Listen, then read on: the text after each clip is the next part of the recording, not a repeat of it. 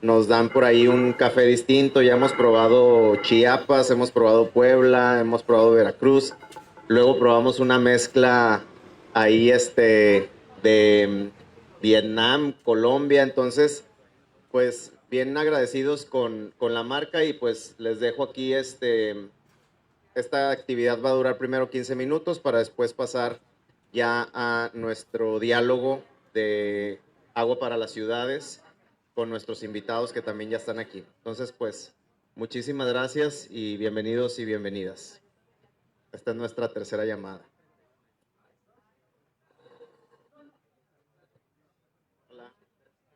Tiene la tradición de comenzar cada momento, cada reunión, pues obviamente con una tacita de café. Por ahí mi compañera Monse ya le está pasando su vasito de café. ¿Quién quiere café? A ver, levante la mano. ¿O no les gusta el café? Porque si no les gusta, hoy les va a gustar, de verdad se los aseguro. Está el clima agradable. Yo vengo de Tamaulipas, allá de Nuevo Laredo, y está un calor ahorita tremendo, pero agradecemos y yo creo que valoramos este tipo de detalles, el clima así rico, agradable. Entonces imagínense ya los que tienen su café, vayan sintiendo el aroma, vayan sintiendo el calorcito que representa el café. El café va más allá de una bebida, va más allá de una historia. Starbucks busca compartir por medio de estas catas de café qué es lo que estás tomando, saber más allá de que es un simple café de Chiapas, de Kenia, puede ser a lo mejor de Vietnam, como decían ahorita, sino que también Starbucks cuenta con mezclas que son mucho más especiales. ¿Por qué? Porque aquí es donde podemos incorporar dos lugares diferentes, dos tradiciones, dos perfiles de sabor. Por ahí, cuando tú tomas café, ¿qué es lo primero que se te viene a la mente? Cuando tomas el café por acá de este lado, ¿quién me puede decir el primer sorbo? ¿Qué viene a tu mente cuando lo tomas? A ver, de este lado, la señora está muy pensativa y dice, a ver, ¿a qué me sabe? ¿Cuál es lo que te emana? Está ronca. Dice, a ver, acá de este lado, los chicos, cuando tomas tu primera taza de café en el día, ¿qué es lo que sientes? ¿Qué es lo que te trae a tu mente? Felicidad. Felicidad, definitivamente el café nos despierta, nos da ese paso derecho para poder empezar nuestro día. De este lado, cuando tú tomas el café, ¿qué es lo que viene a tu mente? Energía. Energía, definitivamente. El café es el primer elemento en el que pensamos cuando decimos queremos despertar, queremos andar pilas, estamos como que adormilados, pero también por medio de estas catas de café buscamos el hacer saber que no nada más una taza de café te puede traer energía, sino también te puede traer relajación. Por ejemplo, ahorita que estamos a punto de acabar el día, tú puedes tomar perfectamente una taza de café en este momento y a las 10, 11 de la noche estar perfectamente dormido. ¿Por qué? Porque Starbucks maneja el café arábigo. El café arábigo es un café que se cultiva a más de 1800 metros sobre el nivel del mar. Es un café que fue procesado de una manera cuidadosa, donde todos nuestros caficultores, pues en algún momento estuvieron minuciosamente trabajándolo durante un periodo de tiempo. Esta mezcla que ustedes van a probar el día de hoy es una mezcla muy especial. ¿Por qué? Porque es nuestra mezcla de temporada, es nuestra mezcla de Navidad. Recordemos, ya podemos ver el ambiente navideño por todos lados y pues igual Navidad significa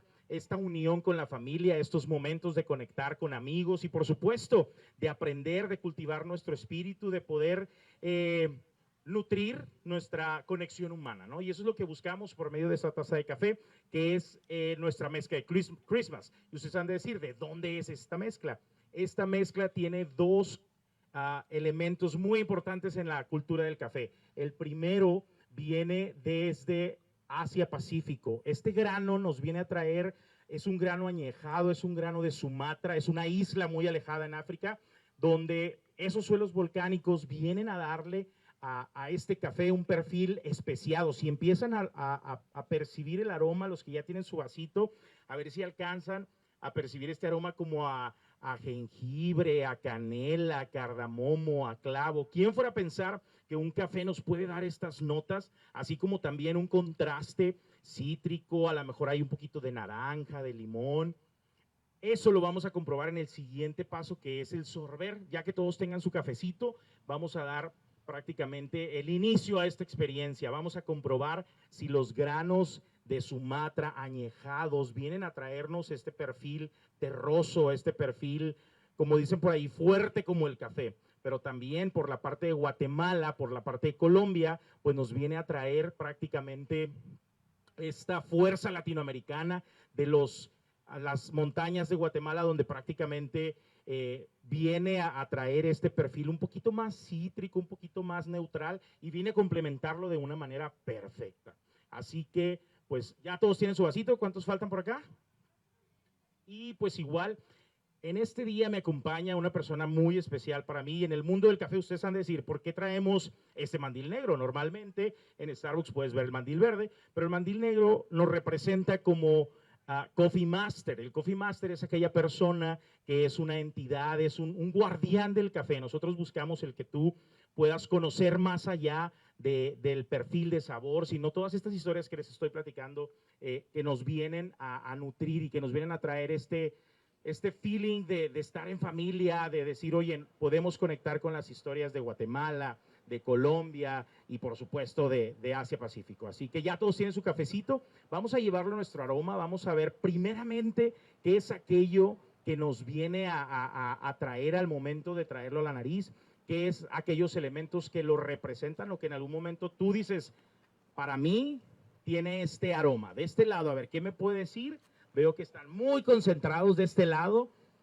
¿Qué es aquel aroma peculiar? Y no hay respuestas incorrectas. Aquí prácticamente lo que venga a tu mente es lo que a ti en lo personal te trajo esta experiencia. ¿Qué es para usted? Para usted, ¿qué es lo primero que olió al momento de llevarse el vaso? Un poco cítrico. Cítrico, vino esa fuerza latinoamericana. De este lado, a ver, señorita, ¿qué es lo que vino al momento de olerlo? ¿Qué percataste? Aroma fuerte. Muy intenso. ¿Alguien llegó a percatar esos aromas un poquito más terrosos, más herbales de este lado? Bueno, ahora vamos a sorber. ¿Cómo nosotros recomendamos hacer el sorbo? El sorbo prácticamente es un sorbo fuerte y claro, de una manera como si estuviéramos sorbiendo la sopa. Vamos a hacerlo de una manera fuerte y clara para que igual no se vayan a quemar, porque recuerden que el café pues debe estar arriba de los 96, 98 grados. Entonces veamos si esta primera experiencia aromática viene a hacer el match con la experiencia de ya tenerlo dentro de nuestro paladar. ¿Listo, Monse? Muy bien, ya todos tienen nuestro cafecito. Entonces, como les decía, nosotros Coffee Master pues prácticamente buscamos enaltecer esta cultura. El día de hoy me acompaña mi compañera también Coffee Master de Starbucks, Monse. Vamos a recibirla con un fuerte aplauso, a ver qué nos trae Monse en esta parte de la historia. Bienvenida, Monse, adelante. Hola, ¿qué tal? Buenas noches. Mi nombre es Montserrat. Este café Christmas tiene una historia muy bonita.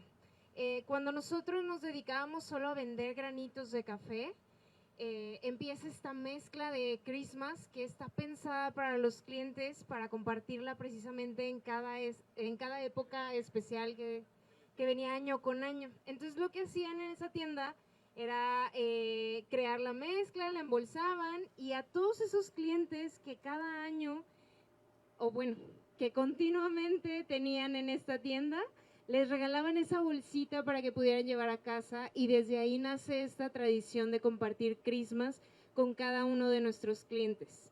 El día de hoy tenemos 3 perfiles de tostado para este café. Tenemos el blonde para la gente que le gusta un café un poco más ligero. Tenemos Christmas Blend, que es el que están probando, que es un tostado medio, pero ya tiene un cuerpo completo. Y tenemos Christmas Expreso, para los amantes de algo intenso, para quien gusta despertar con algo súper fuerte en la mañana que lo ayude a rendir el resto del día. Y este café es muy especial porque contiene granos añejados de Sumatra. Para obtener estos granos añejados de Sumatra se tardan en alrededor de unos 3 a 5 años en obtenerlo. Entonces, cada 3 a 5 años estamos probando estos lotes que han sido añejados de Sumatra. También tiene café latinoamericano, tiene café de Colombia y de Guatemala. ¿Qué les está pareciendo este primer sorbo de su café?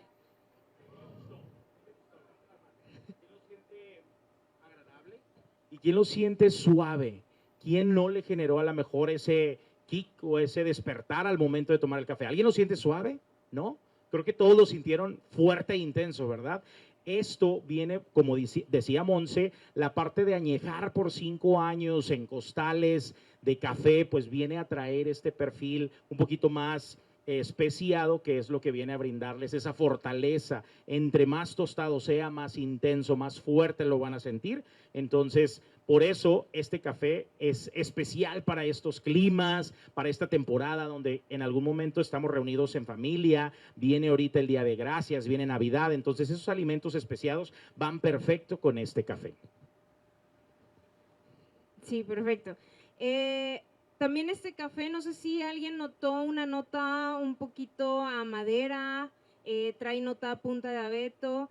Entonces sí son mucho estos sabores que se nos dan en esta temporada y qué mejor que tener este grano para también compartirlo con nuestros amigos, con nuestra familia que es amante del café. En esta ocasión les vamos a dar a probar algunos alimentos y el chiste de que probemos alimentos junto con nuestro café es para que podamos hacer un perfect match. ¿A qué le llamamos nosotros el perfect match? A esa combinación perfecta de nuestro sorbo de café con el alimento. Lo que intentamos al combinar el alimento con nuestro café es que en nuestra boca ni uno ni otro sobresalga, sino que ambos se complementen. A veces cuando son cuerpos muy completos probamos algo un poquito más cremoso, alguna tarta de queso y eso le baja mucho el cuerpo, pero sin perder ese sabor del café. A veces también tenemos perfiles muy cítricos, entonces de repente lo probamos con panque de limón y notamos luego esa chispa cítrica del limón. Entonces es lo que intentamos ahora traerles en estos panqués, que prueben esos diferentes perfiles de sabor en su boca con el café y van a notar como algunas notas sobresalen o encuentran algunas notas nuevas en su taza.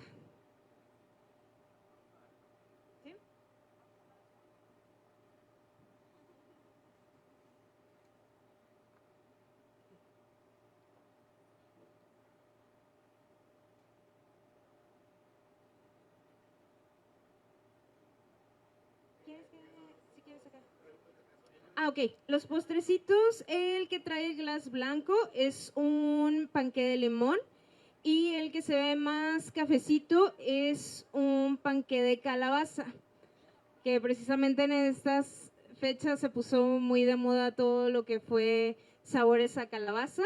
Entonces van a notar un perfil un poco más especiado con uno y con el de limón se va a notar un poquito la acidez. ¿A qué me refiero con la acidez? La acidez es una sensación en nuestra boca que nos hace salivar. A eso me refiero cuando les hablo de la acidez en el café. Cuando damos nosotros nuestro sorbo de nuestra bebida y en la parte de abajo de la lengua empezamos a notar esa salivación, hablamos de una acidez alta en nuestra taza de café. Hay cafés que nos secan la boca, que incluso nos hace tener como una sensación rara en los dientes y a eso le llamamos astringencia. En este caso, ¿cómo sienten su café? ¿Sienten que les hace salivar? ¿Les seca la boca? ¿Cómo lo sienten? ¿Alguien que quiera participar? A ver ustedes, chicos, ¿cómo sintieron este café?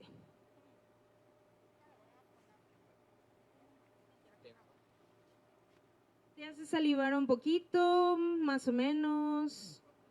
Un poco de frío y ya me hizo entrar como una temperatura más temprana. Sí, es como muy reconfortante esta mezcla de Christmas.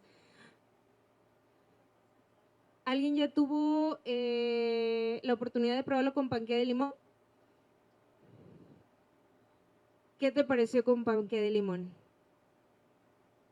¿Sí? ¿Le va muy bien?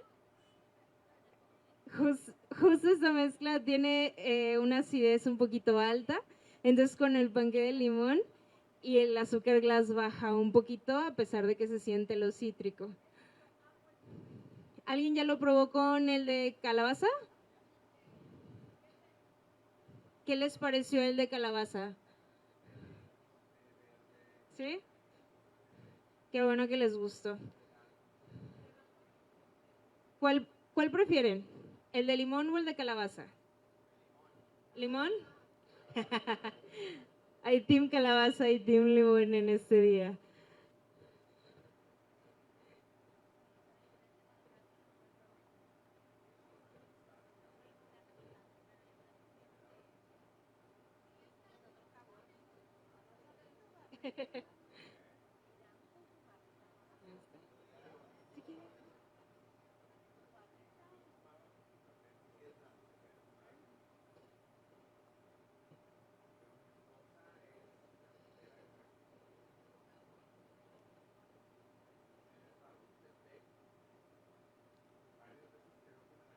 Les vamos a dar ese momentito para que puedan sentir a qué sabe su café y disfruten el alimento.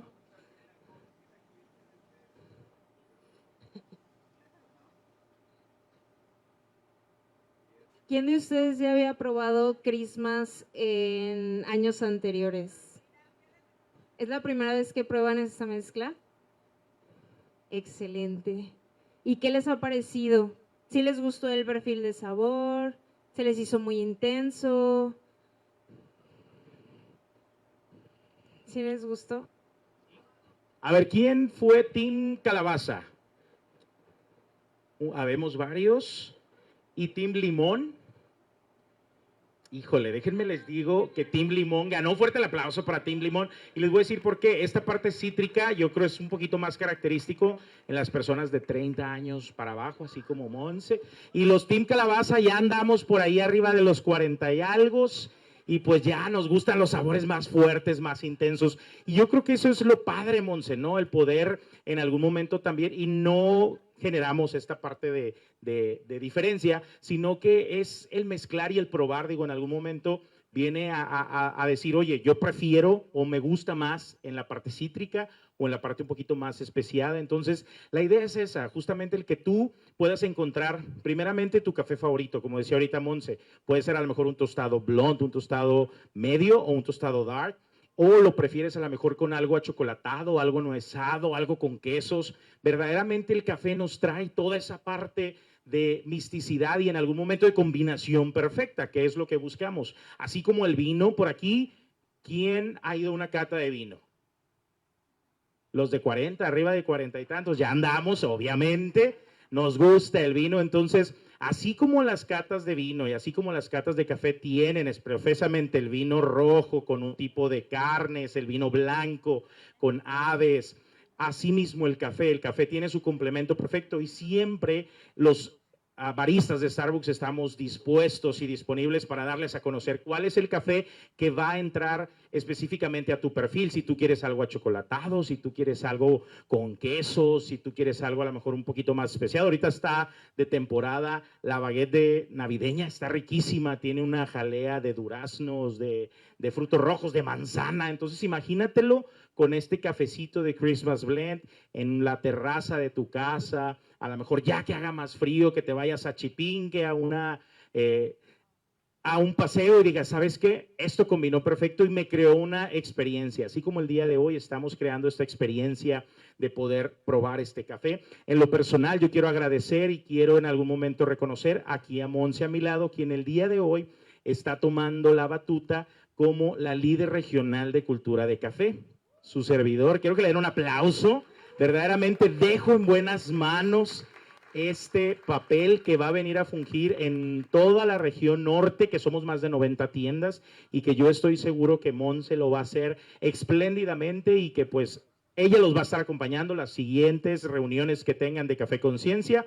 Monse va a estar aquí porque Víctor tiene mucho trabajo allá para el norte y vamos a empezar a recorrer fronteras hasta allá a California, entonces pues hay que dejar a alguien más y eso es lo bonito, ¿no? El transicionar, el vivir esta parte de experiencias que ahora Monse los va a acompañar por medio de esas historias. Agradecemos, esperamos les haya gustado. Ahorita vamos a traer más café calientito y yo pregunto para los jovencitos que andan por aquí, ¿quién quiere café frío? ¿Quién se le antoja? Mira, sí hay varios. Puro chavito, pura gente joven. Y por supuesto, a lo mejor no va a haber alguien que también va a decir, a ver, dámelo a probar, porque déjenme decirle que también en ocasiones pasadas hemos tomado café frío y es otra experiencia que ya les vamos a contar en otra cata de Café Conciencia. Así que bienvenidos sean y pues estamos para servirle. Monse, bienvenida y pues se quedan en buenas manos, ¿vale? Gracias, Víctor. No te salvas, te voy a traer algunos para que sigas acompañándonos. Pues muchas gracias. Espero que en otra edición de Café Conciencia nos veamos aquí para conocer otro perfil de sabor de café, para conocer los fríos, calientes, en una Chemex, en una prensa y poder jugar con esto tan maravilloso que son los granos de café. Muchas gracias por compartir con nosotros este momento, por estar esta noche acompañándonos y espero que les haya gustado esta pequeña cata de café que con mucho cariño les preparamos. Ahorita quien guste más café, aquí vamos a tener la cafetera, siéntanse libres de pararse y servirse café porque esto apenas empieza, viene lo interesante, viene algo muy importante para ustedes y verdaderamente pues queremos que se sientan como en casa. Bienvenidos y estamos para servirles, ¿vale? Gracias.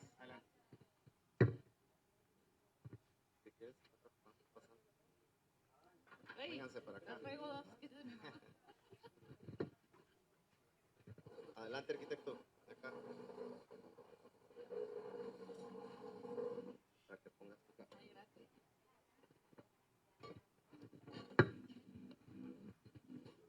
Pues muy bien, buenas noches y esperemos que después de una jornada de estudio, trabajo, de donde vengan, pues con esta activación que nos hicieron nuestros amigos de Starbucks, Víctor, Monse, podamos tener un diálogo en función de un asunto que es muy relevante para nuestra ciudad, para nuestra metrópoli, para nuestra región y para nuestro país. En este lugar tan hermoso, aquí a la sombra de este palo blanco y de estos sicomoros que están en esta plaza tan bonita.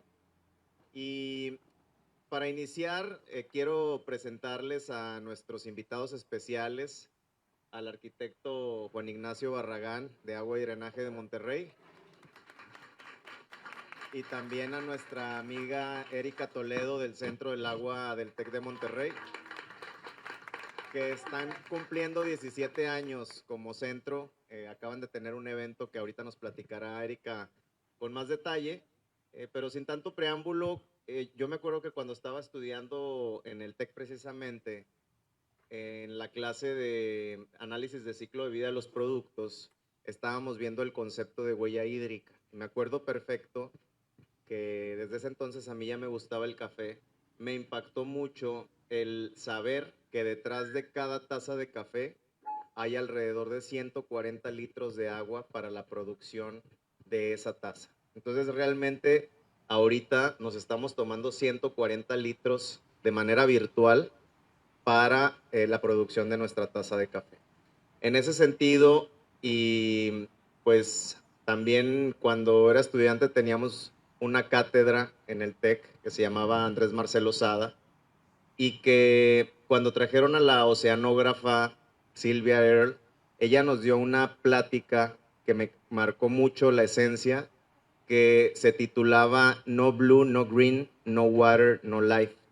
Sin azul no hay verde y sin agua no hay vida. Entonces, siempre hablamos de lo verde, pero ahí venimos a hablar de lo azul.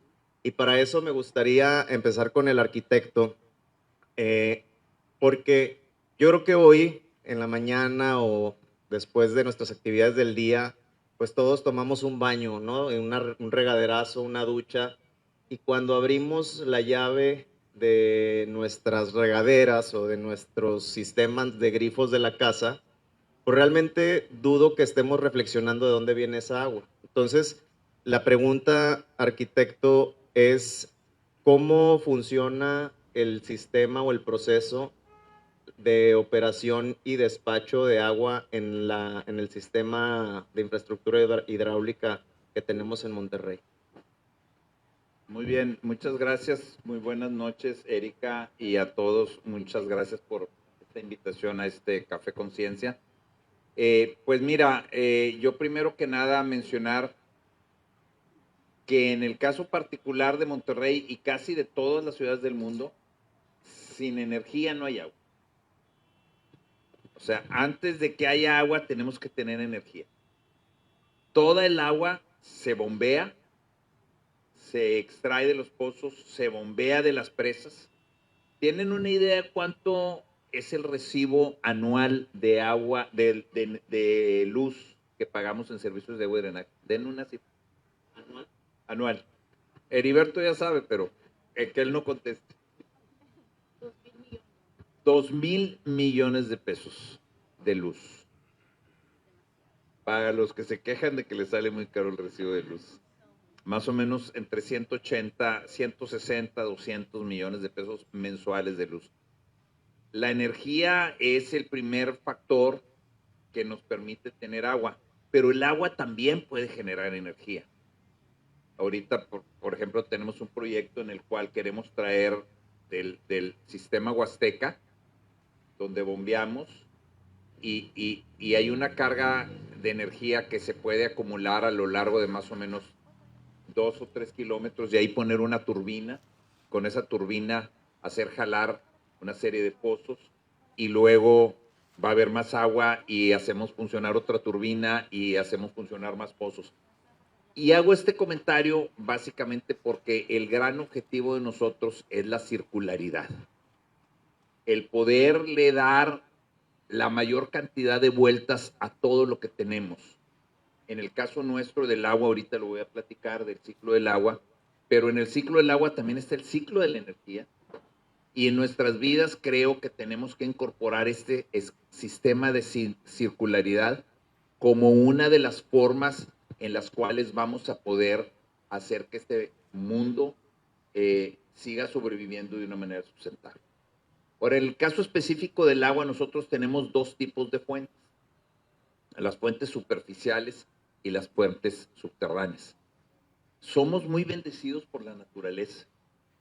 Pocos estados en México tienen este buen balance entre fuentes superficiales y fuentes subterráneas. Más o menos el 60% del agua nuestra viene de fuentes superficiales, de las presas, el Cuchillo, Cerro Prieto, la presa de La Boca y ahora recientemente la presa León. Pero también tenemos presas, agua de los acuíferos. Tenemos algunos acuíferos maravillosos y tenemos esta gran bendición que es tener la Sierra Madre con nuestras 7 cadenas montañosas, porque cuando llueve ahí se recargan los acuíferos de una manera extraordinaria. Por ejemplo, les voy a dar un caso. Cuando vinieron las lluvias de Alberto, más o menos se acuerdan, hace 1 año y medio más o menos, estuvimos recibiendo agua de la Huasteca sin bombear, casi por 1 año, por 10 meses. Había tan agua en el subsuelo que el agua brotaba por nuestros pozos. Nos generó algunos problemas, no quiero ir, porque también tiene su lado negativo, pero finalmente ese acuífero es maravilloso, el acuífero Buenos Aires que llamamos, nos representa más o menos el 15% del agua de la ciudad. Pero el 60% viene de las presas. Y las presas es una situación muy particular. ¿Por qué Nuevo León tiene presas, por ejemplo, y Coahuila no? Pues primero porque ha habido planeación, y es muy importante que haya esa planeación, pero sobre todo es para captar las aguas de los fenómenos extremos. Cuando tenemos un huracán, ustedes saben que nuestro ciclo del agua es bastante limitado, contrariamente a la Ciudad de México, Guadalajara u otras ciudades que tienen un periodo lluvioso que puede ser de 5 o 6 meses. Nuestro periodo lluvioso es más o menos de 2 meses y medio. Entonces, esas lluvias de 2 meses y medio hay que aprovecharlas todas. Entonces, por eso se hacen las presas. La primera presa fue la presa de La Boca, se hizo más o menos en los años 60, tiene pues como 60 y pico de años la presa de La Boca. Y en ese sentido se han hecho más y más presas para captar las aguas cuando viene la temporada de lluvias. Ahora, muy bien, ya tenemos las presas, el agua de las presas. El agua del subsuelo, por naturaleza, es relativamente limpia. Y digo relativamente porque sí trae productos minerales, puede traer carbonatos, sulfatos. Por ejemplo, el agua de la Huasteca, que es la que recibimos sobre todo aquí en San Pedro, trae muchos carbonatos. Y eso es lo que hace que a veces las tuberías de agua, sobre todo las tuberías de agua caliente, se llenan de sarro. por temas de reacciones físicas, ¿no? Pero es bastante limpia, solamente le ponemos un poquito de cloro para evitar que se generen bacterias. En cambio, el agua de las presas es un proceso mucho más complicado. Por ejemplo, de la presa del Cuchillo está más o menos a 220 metros de altitud. Nuestra planta potabilizadora está como a 450 metros. Quiere decir que tenemos que bombear 220 metros de lo que le llamamos de carga. Por eso gastamos tanta luz, porque hay que estar bombeando y bombeando y bombeando y bombeando. Tenemos 5 estaciones de bombeo, la 0, la 1, la 2, la 4. Cada estación tiene 5 bombas más una bomba de emergencia. Cada bomba es del orden de 2,000 caballos. Para que tengan una idea, la cantidad de energía que se requiere para llevar el agua nada más a la potabilizadora. Y en la potabilizadora tenemos una serie de filtros, que son filtros de arena sílica. Ahora estamos probando también algunos otros materiales y algunos otros temas de compuestos químicos que hagan que se precipiten las partículas más pesadas, porque el agua de las presas pues trae tierra. O sea, el agua de las presas no crean que es así prístina como la que sale del subsuelo. Trae tierra, trae pedazos de madera, trae un montón de cosas. Ya que llegó a la potabilizadora, hay que distribuirla. Nosotros nuevamente en Monterrey y particularmente somos muy agraciados de que las autoridades han tenido en el tiempo la visión de distribuir el agua de manera equitativa. La mayor cantidad de agua en Monterrey está al sur. Buenos Aires, en la Huasteca, Villa de Santiago, los pozos, casi todos están al sur, las presas llegan al sur. Entonces, en los años 80 se generó un primer anillo que se llama anillo de transferencia. Ese anillo de transferencia fue hecho con una visión de justicia social que nosotros seguimos impulsando, porque gracias a eso pudimos llevarle el agua a zonas que no tenían agua, como el municipio de Escobedo, el municipio de San Nicolás, el municipio de Apodaca, y luego posteriormente vino el segundo anillo que le llamamos el anillo Monterrey 5, el segundo anillo, que ha permitido llevarle el agua a Pesquería, a Ciénega de Flores, a Salinas Victoria, etc. Pero ¿cómo llega esa agua a tus casas? Ok, ya la llevamos a través de esos acueductos. Son unos acueductos monumentales, son obras hidráulicas que no les explico porque son muy complicadas, pero el agua no puede llegar directamente del acueducto a tu casa. Entonces la tenemos que bombear a tanques. Y cada tanque tiene una zona de presión. Y de ese tanque se distribuye por gravedad. Buscamos normalmente que tenga entre 1.5 y 3 kilos de presión. Les explico. Para tener 1.5 kilos de presión necesitamos que haya un desnivel de 15 metros, más o menos. Para tener 3 kilos de presión, 30 metros.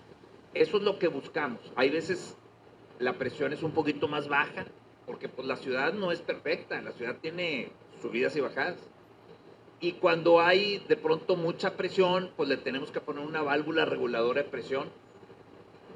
Esta agua por gravedad es la que llega a tu casa, pero tenemos que estar revisando todos los días que la calidad del agua de cada tanque, no me acuerdo cuántos tanques hay, Heriberto, pero debemos de tener tanques principales como unos 15 y secundarios pues como unos 100.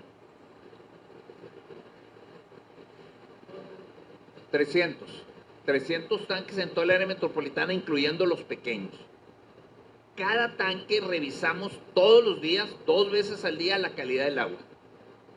Le falta cloro, trae turbiedad, trae etcétera, etcétera, para que el agua en tu casa la puedas tomar. Somos la única ciudad en México en donde puedes tomar agua de la llave todos los días. Con excepciones. ¿Cuáles son las excepciones? Cuando hay un huracán. Cuando hay un huracán no puedes tomar el agua de la llave porque él puede traer mucha turbiedad. Y la otra es cuando hay una reparación, que a veces reparamos una tubería y al reparar la tubería puede que haya un poco de sarro que se desprende. Entonces somos la única ciudad de México que tenemos con excepción, hoy día, con excepción del municipio de García, que tenemos algunas fallas, agua potable las 24 horas del día, los 7 días de la semana. Y eso se debe gracias a un trabajo bien sacrificado de más de 5,700 trabajadores, que son los que realmente hacen grande a Servicios de Agua y Drenaje de Monterrey. Muchas gracias, arquitecto. Pues imagínense todo el viacrucis que tiene que ocurrir para que tengamos agua directa en nuestras casas y reflexionar sobre que nos estamos bañando con agua potable, que estamos descargando el sanitario con agua potable. Entonces, hacer uso eficiente de la misma una vez llegue a nuestra casa. Y una vez tenemos este contexto de complejidad del sistema hidráulico que nos lleva agua desde las fuentes hasta nuestras casas, me gustaría pasar con Erika y hacerte una pregunta, Erika, respecto a que por lo general la sociedad percibe el agua como un servicio. Sin embargo, estamos hablando de una esencia que es vital porque nosotros somos 70% agua. Entonces somos agua. Y en ese sentido, ¿cómo podemos reconectar con nuestra relación con el agua desde lo cotidiano? Pues muchas gracias, muy interesante lo que dice el arquitecto Barragán y pues es un gusto estar aquí.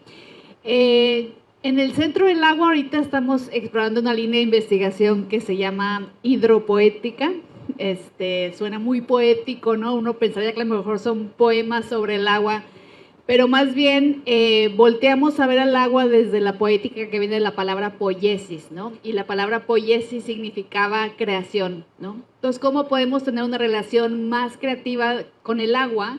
Que al final es un cambio de estética en esa relación, que significa que el agua es más que tubos, ¿no? A veces, obviamente, el gran proyecto mexicano de modernización tuvo mucho que ver con crear energía, con poder llevar, obviamente, agua a nuevos centros urbanos, pero vemos que también hemos perdido un poco la dimensión simbólica del agua, ¿no? La dimensión simbólica es, por ejemplo, usamos agua para bautizar bebés, ¿no? Usamos hidroterapia, sabemos que el agua tiene efectos terapéuticos tremendos. Antes, ahorita ya no tanto, pero construíamos grandes fuentes porque al final era una manera también de democratizar el acceso al agua. Entonces, la experiencia estética, que creo que en México es un país muy poético, muy artístico, es algo que hemos pues reemplazado nada más por pensar a veces en tubos. Y la idea de nosotros es, bueno, entender cómo podemos rehabilitar, ¿no?, esa dimensión simbólica.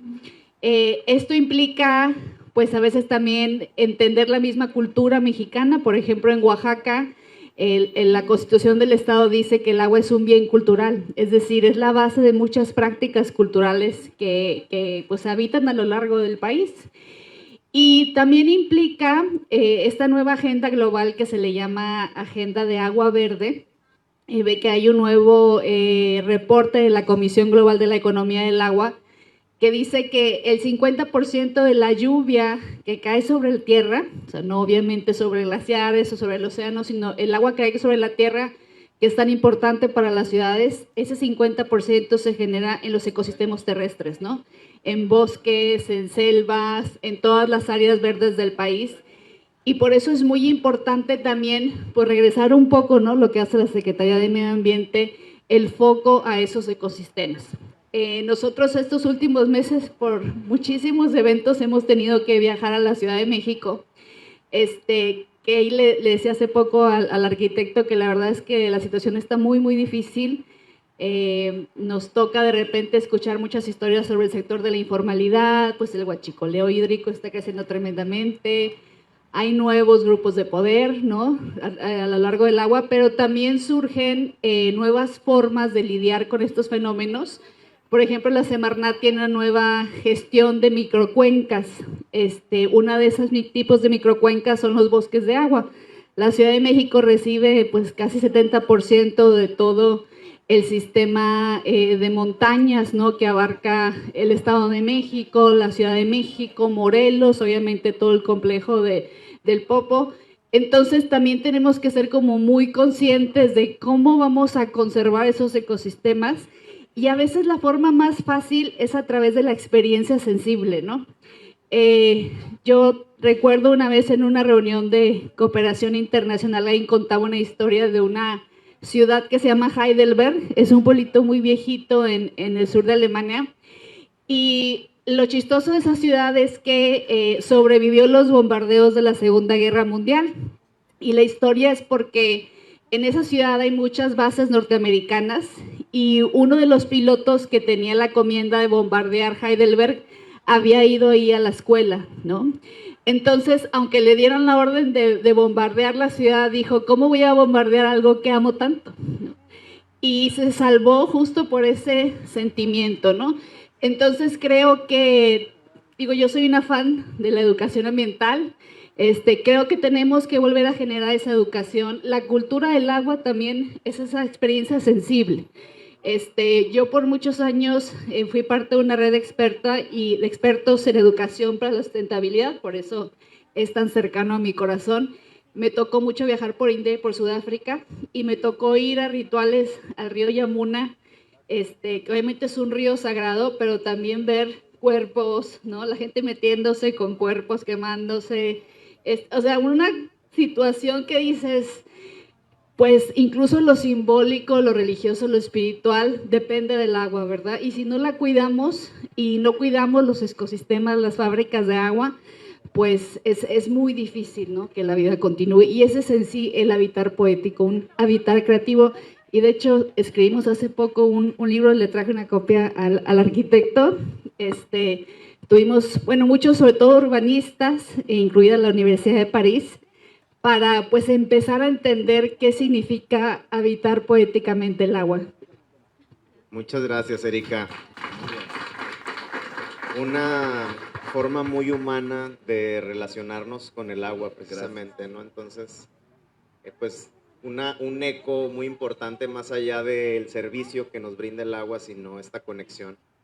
Y hablando de cultura del agua, que aquí Erika nos dio una antesala, arquitecto, todos recordaremos aquí, todos vivimos en esta ciudad, que en efecto, hace aproximadamente 1 año y medio tuvimos un huracán, Alberto, pero hace aproximadamente 2 años también tuvimos un periodo de sequía muy intenso. En ese sentido, pues las personas comenzaron a hacer cambios en sus hábitos diarios. Salíamos a recolectar el agua de lluvia, juntábamos varias veces al baño para descargarle y no utilizarlo constantemente. Le metíamos por ahí una botella con agua a la parte del inodoro para que consumiera menos agua, entre otras. Esas prácticas,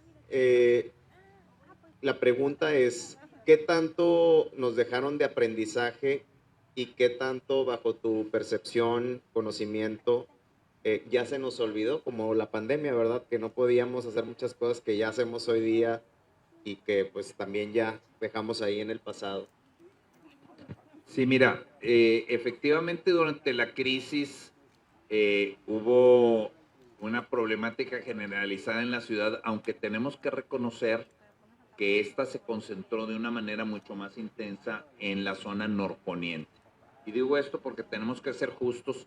Sí, probablemente a ustedes les tocó por ahí algún corte o una cosa así, pero en la zona norponiente llegamos a tener 600,000 personas, 600,000 personas que a veces no tenían una gota de agua en una semana.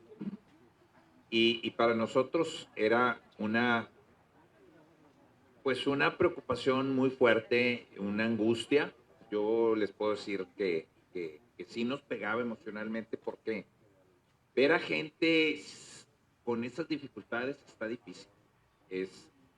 Digo, más allá de las mentadas de madre, que como quiera esas, uno las recibe y sabes que es parte del tema del coraje que puede tener la gente, pero cuando ves a esta gente que no tiene agua, dices, hijo. Y yo he reflexionado mucho sobre ese tema. Sí, efectivamente, la gente cambió su cultura.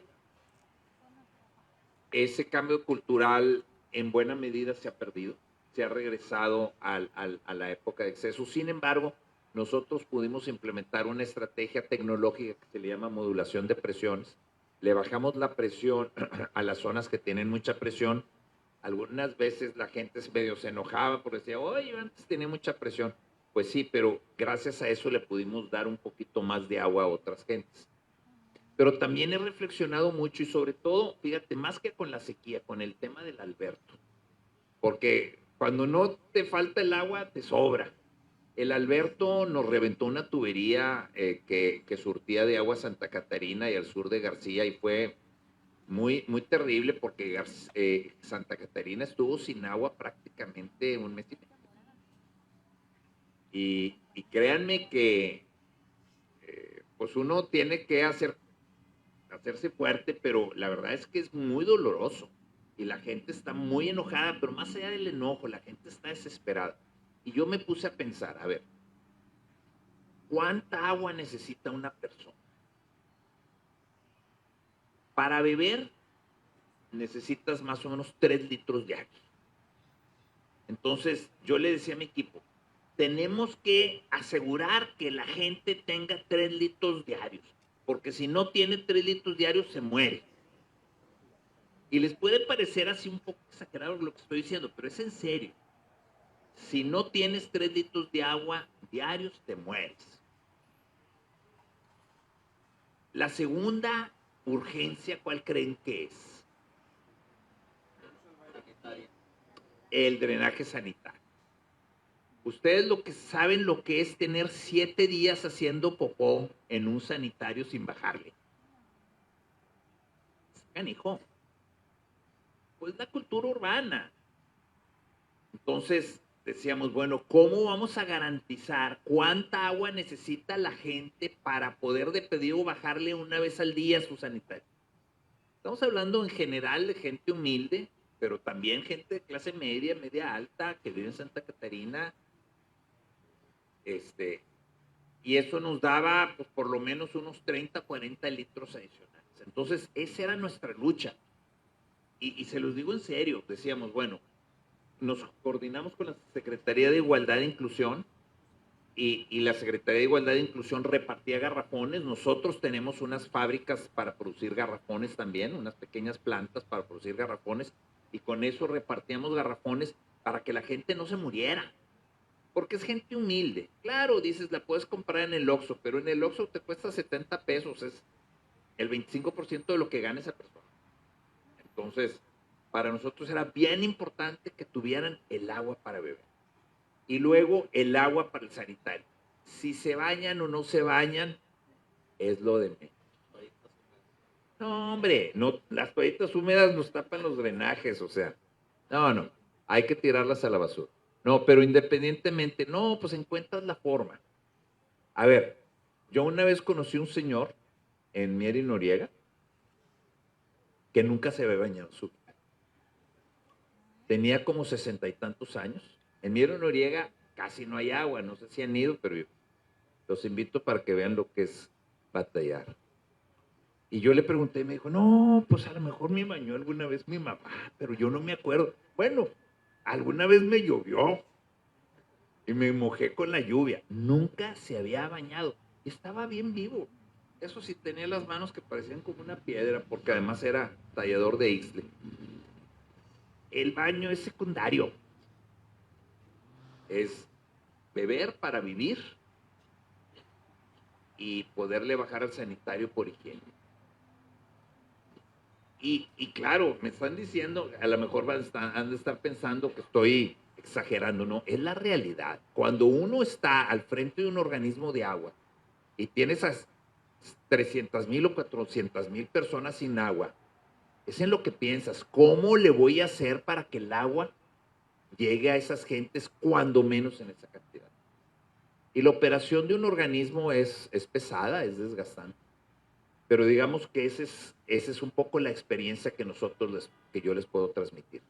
La sequía fue terrible, el Alberto también nos generó problemas, y lo que tenemos que hacer hoy día, todos nosotros, es pensar en cómo hacer para que esto no se vuelva a repetir. Sabemos que el Centro del Agua nos ayuda mucho, te agradezco, Erika.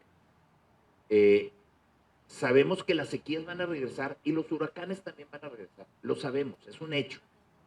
¿cómo le vamos a hacer para mitigar, para reducir al máximo posible los efectos negativos de esto? Evidentemente, no quisiera que ninguno de ustedes esté ante la paradoja que nos tocó a nosotros, y yo aprovecho que está Heriberto, que en la crisis del 22 lloramos juntos, ¿verdad? Sí, el día que se nos rompió el tubo del cuchillo, teníamos como la mitad de la ciudad sin agua por 7 días, ¿no? Fue muy estresante. Pero bueno, tenemos que evitar que esto regrese. Y esto no es un trabajo del gobernador de Servicios de Agua y Drenaje de Monterrey. Claro, nosotros como autoridad tenemos la obligación de proponer cosas. Es un trabajo de todos, de toda la comunidad. Hoy día estamos muy inquietos, muy preocupados por el tema del futuro. La ciudad está creciendo de una manera muy importante y tenemos que seguir creciendo nuestro abastecimiento de agua. Hay varias alternativas, ya tendremos oportunidad de platicarlas, pero digamos que por ahí va el tema. Ahorita las vamos a conversar precisamente, y con este enfoque de adaptación también pasamos aquí con Erika, porque dentro de las actividades que realiza el Centro del Agua se ha hecho mucho énfasis en que el agua es más allá de un sector. Erika ha mencionado en diferentes ocasiones que el agua, más que un sector, es un conector, y que es un conector que se encarga de entrelazar territorios, personas y disciplinas, y que también es la voz del clima. En ese sentido, con estos conceptos abstractos, Erika, de lo que significa el agua y ese resignificado que tú nos das en el habitar poético del agua, ¿qué podemos entender por esta situación de conectividad en términos hídricos? Oye, qué buena memoria tienes, ¿eh? Para que vea que sí voy a las actividades de formación. Pues yo creo, ahora sí que retomo un poco lo que acaba de decir el arquitecto Barragán. Primero que nada, es cuando uno se pone en los zapatos de alguien que está en ese nivel de toma de decisiones, yo creo como humano que debe ser muy difícil, ¿no? Porque no se trata de un problema, es un dilema existencial lo que uno tiene que resolver. Y en los dilemas no hay respuestas fáciles, ¿no? Entonces también me quito el sombrero, no quisiera estar en esos zapatos, pero bueno, como investigadores a veces nos toca ponernos un poco, aunque sea de manera abstracta, de qué significa eso para la toma de decisiones. Y yo creo que para hablar del futuro de las ciudades tenemos que hablar del futuro del agua. Tú lo decías en la publicidad que hiciste para el cafecito, que pues los primeros pobladores, ¿no?, de la región. 12 familias con Diego Montemayor hace 430 años. Y ahora hay más aquí de personas que las que estaban ahí en ese entonces. Y buscaron el río, ¿no? O sea, obviamente uno viene y se asienta al lado donde está el agua.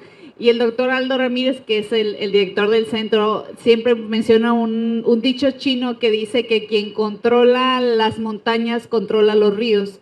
Y yo creo que en el siglo XXI quien controle las montañas controlará las ciudades, ¿no?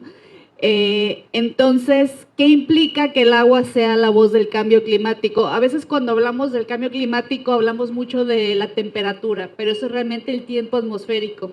Cuando hablamos del clima como un sistema, hablamos de patrones que tardan siglos y nosotros obviamente no tenemos todos esos patrones registrados, pero tenemos una gran parte, y significa a veces que ese sistema está destabilizado, pero muchas veces se nos olvida que es a causa de la irrupción del ciclo hidrológico y también de muchos sistemas de la naturaleza. Hoy en la mañana estábamos en una llamada con la CONAMP, ¿verdad? Aquí está la generación más joven de investigadores del agua del TEC de Monterrey, y estábamos hablando sobre el área protegida de Cuatro Ciénegas, y uno de los problemas que tienen con una tortuga endémica es que por la temperatura del agua hay más machos que hembras. Entonces está haciendo muy difícil la reproducción. Entonces nos damos cuenta que la naturaleza y el agua nos dicen qué está pasando con el clima, ¿no? Y creo que tenemos que volver a poner el agua en el centro de la conversación. Este año en la Semana de Estocolmo se dijo, la crisis climática realmente es una crisis del agua. Tenemos una idea a veces muy ingenua, muy romántica del ciclo del agua, ¿no? Cuando se lo explicamos a un niño decimos, llueve, cae en la montaña, baja, va al lago, una medio regresa, se evapora, la otra va por la ciudad, va al mar y empieza otra vez. Sin embargo, no es así. Nosotros almacenamos un montón de agua, lo ponemos en tinacos, en presas, en la alberca. Las mujeres llevamos agua en el abdomen 9 meses. Entonces, hemos hecho una disrupción muy, muy grande y sabemos que para 2050 el 80% de la población de México va a ser urbana. Entonces, obviamente, almacenar esa agua va a ser aún mayor y el tema de las deforestaciones, el tema también del suelo, ¿no? Porque el suelo es el que atrapa la humedad, pues obviamente va abonando a que haya estos grandes cambios, ¿no? Entonces, que creo que tenemos que ser mucho más sensibles a la voz de la naturaleza, a la voz del agua para entender cómo están surgiendo todos estos cambios climáticos. Y pues ahora sí que cada quien elige su futuro. Vamos a ser una sociedad que elegimos la vida, una mejor calidad de relacionamiento, o pues vamos a tener que pagar muy caro, o tiene que haber desigualdad social, ¿no? O sea, al final es el resultado de muchas decisiones que justo no toma una persona, ¿no? O sea, todas las vamos tomando en conjunto. Creo que sí tiene que ser un siglo donde la gente se involucre más, sea mucho más consciente de cómo funciona el ciclo hidrológico, cómo funcionan las tuberías, dónde están las presas, qué años pueden ser más calientes que otros. O sea, vamos a tener que generar una inteligencia hídrica, climática, natural, ecológica, muy, muy fuerte. Y esto implica más inversión en la educación, ¿no? Muchas gracias, Erika. Acabas de tocar un tema fundamental que veo que aquí una de las asistentes tomó nota, inteligencia hídrica, ¿verdad? En ese sentido, arquitecto, tenemos el Plan Hídrico 2050, un instrumento que se elaboró con el Fondo de Agua Metropolitano Monterrey, en el que el TEC tuvo participación, agua y drenaje, y otros organismos, dependencias, instituciones, que marca la visión de nuestra gestión del agua hacia ese año. Y ahí en uno de los capítulos se menciona sobre una gestión eficaz ante altos escenarios de incertidumbre futuros. Así viene marcado, ¿no? Altos escenarios de incertidumbre. Bajo esa perspectiva, ¿cómo podemos garantizar el acceso y la seguridad hídrica hasta a ese año siguiendo el plan hídrico? La palabra garantizar es muy ambiciosa, pero ¿cómo podemos tener una mayor resiliencia como comunidad a los problemas del agua que seguramente van a venir? Yo creo que, y yo he trabajado muy de la mano con el Centro del Agua en este proyecto, tenemos dos grandes caminos. El primero es trabajar con la naturaleza. Sabemos de dónde viene nuestra agua. El 80% de nuestra agua viene de las sierras. Entonces tenemos que trabajar en la restauración ambiental de las sierras. Tenemos que trabajar en la forestación. Tenemos que buscar la recuperación del suelo. Fíjate, eso es algo muy importante, porque casi siempre cuando hablamos de temas ambientales pensamos en los árboles. Y claro, los árboles son muy importantes. Pero un árbol crece en 5 años. El suelo se puede tardar 100 años en recuperarse. Entonces, ese es un primer tema. Si se nos acaba nuestra fábrica del agua, se nos acaba todo. Yo le decía en una ocasión a los consejeros de servicios de agua y drenaje, haz de cuenta que tú vendes naranjas. Si tú vendes naranjas, tienes que cuidar el naranjo, tienes que cuidar el árbol. Si el árbol se muere, se acaba la venta de naranja. Si nosotros vendemos agua, por así decirlo, tenemos que cuidar nuestra fábrica de agua. Entonces, primer tema es trabajar sobre el tema ambiental. Evidentemente, muy importante el tema sierra, pero también en la ciudad, tener un sistema de recolección de agua en los hogares donde se puedan, las escuelas, en las áreas verdes, propiciar donde sea posible, no en todos lados es propicio, pero propiciar donde sea posible la infiltración. Entonces, trabajar lo más posible con la naturaleza. Ese es el primer camino. Y luego está el segundo camino que también tenemos que implementar, que es utilizar el conocimiento que nos ha dado la experiencia de tantos países del mundo para utilizar las mejores tecnologías para, uno, hacer un uso eficiente del agua. Ese es un gran camino. Reducir pérdidas físicas, reducir fugas, reducir problemas de micromedición, etcétera. El uso de la tecnología para eso. Y el otro gran camino que es reutilizar el agua. El reuso del agua. Agua y Drenaje de Monterrey hace reuso del agua desde hace más de 25 años, pero es exclusivamente para usos industriales. La tecnología hoy día nos permite regenerar el agua y darle otra vuelta. ¿Con qué ventaja? Con la ventaja de que es un agua que ya tenemos aquí, que no la tenemos que traer desde la presa El Cuchillo, etcétera, o Cerro Prieto, o León. Entonces, ese es el futuro. Y eso lo hemos platicado con el Centro del Agua.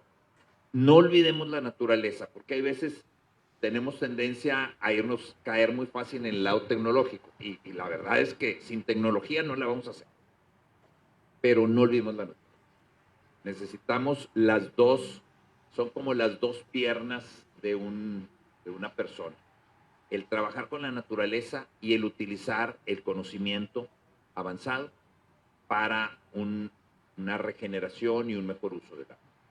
Muchas gracias. Soluciones basadas en la naturaleza, que en el Centro del Agua más bien nos dicen inspiradas en la naturaleza.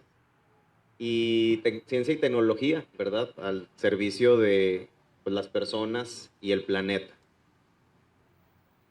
Hablando de poesía, yo recuerdo, Erika, que cuando tuvimos esa conferencia magistral ahí en el Auditorio Luis Elizondo, donde nos hablaban de esta conferencia que les decía no blue, no green, no water, no life, hicieron mención de un poeta inglés que había mencionado en uno de sus ensayos que miles han sobrevivido sin amor, pero ninguno sin agua. Y en ese sentido, y tú que pones tu corazón, que es 70% agua, y tu cerebro, que es 80% agua, al servicio de tener una mejor cultura del agua, ¿cómo te imaginas ese Monterrey del 2050? ¿O qué te gustaría ver en ese Monterrey del 2050 en esta forma de relacionarnos con el agua? No, ¿por $1 millón o? Para investigación. Híjoles, pues voy a retomar otra vez mi ejemplo de la India porque yo me enfermé 1000 veces cuando viví ahí. O sea, acababa en el hospital a cada rato. Iba mucho a zonas rurales, porque era algo muy lindo, me tocaba visitar los parques nacionales, ¿no? Entonces íbamos desde el sur al norte, pero me tocaba comer en las zonas rurales, entonces, pues, obviamente, ya se imaginarán. Y eso pues sí me hizo pensar mucho también de los privilegios que tenemos aquí, ¿no? Porque aunque tenemos problemas de agua, obviamente no estamos todavía viviendo eso. Entonces, más bien yo creo que a veces es bueno voltear a ver lo que sí tenemos, lo privilegiados que somos, que al final el noreste mexicano, de alguna manera, sin importar las deficiencias, pues los recortes que ha habido, ha sabido salir adelante, ha sabido gestionar esta situación, pero es algo que no podemos dar por sentado. O sea, tenemos que asegurarnos que también contribuimos y mantenemos ese privilegio.